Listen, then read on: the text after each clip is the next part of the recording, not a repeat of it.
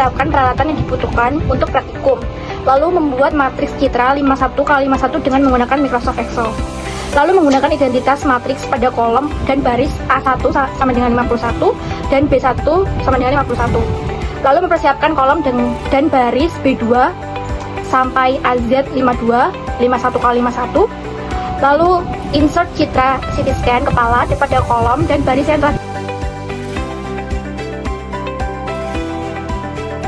Lalu mengisi kolom sesuai dengan angka koefisiensi atenuasi masing-masing jaringan yang ada pada citra. Penulisan koma bisa menggunakan tanda koma dan tanda titik sesuai dengan penggunaan device masing-masing. Pada demo praktikum margin error digunakan tanda titik. Setelah semua baris dan kolom terisi penuh, copy data pada kolom dan baris A1 sampai AZ52. Paste data pada notepad dan simpan file sesuai dengan nama dan format data coba.dat.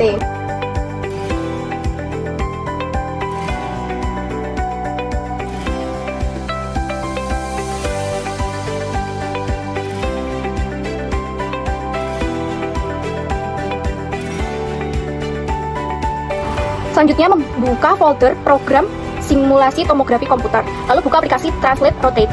Selanjutnya pilih menu file, klik open dan buka file datacoba.dat. Pilih menu proses, klik scan untuk mempersiapkan simulasi. Lalu klik tombol start, kemudian tunggu hingga proses simulasi mencapai 100% dan gambar sinogram muncul.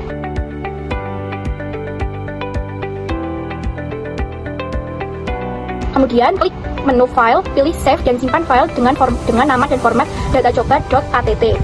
Lalu buka folder program simulasi tomografi komputer, lalu buka aplikasi kedua yaitu City Imager. Pilih menu file dan klik new dan buka file datacoba.att. Setelah gambar sinogram muncul, pilih menu file dan klik proses. Tunggu beberapa saat hingga citra direkonstruksi muncul. Klik option icon checklist dan icon bar dan aturlah penggunaan citra yang direkonstruksi dan log conversion diisi projection. Lalu klik change dan apply. Klik analyze icon grafik untuk menghasilkan grafik histogram dan grafik intensity. Lakukan analisis pada grafik histogram dan grafik intensity pada citra yang telah direkonstruksi.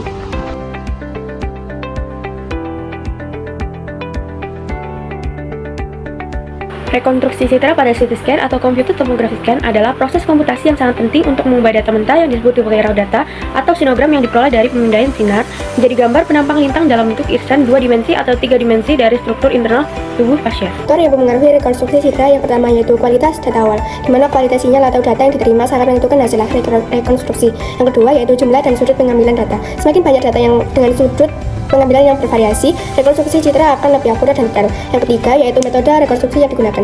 Algoritma dan teknik matematika yang berbeda menghasilkan kualitas citra berbeda pula. Yang keempat yaitu resolusi dan sampling. Jumlah piksel dan seberapa rapat data dikumpulkan mempengaruhi ketajaman dan detail citra. Yang kelima yaitu kekuatan dan kualitas perangkat keras. Kualitas sensor, detektor, dan prosesor akan mempengaruhi kemampuan merekonstruksi citra dengan baik. Yang keenam yaitu pengaruh artefak, gangguan seperti gerakan objek, noise, dan kesalahan kalibrasi dapat menimbulkan artefak yang merusak hasil citra. Yang ketujuh yaitu pengolahan pasca rekonstruksi, proses filtering, enhancement, dan koreksi warna ikut menentukan hasil akhir citra. Rekonstruksi citra sangat dipengaruhi oleh kualitas data yang masuk, metode pengolahan, dan juga perangkat keras yang digunakan. Artefak pada citra CT scan merupakan gangguan visual yang tidak diinginkan atau distorsi yang tidak merefleksikan anatomi atau objek data yang sedang diperiksa.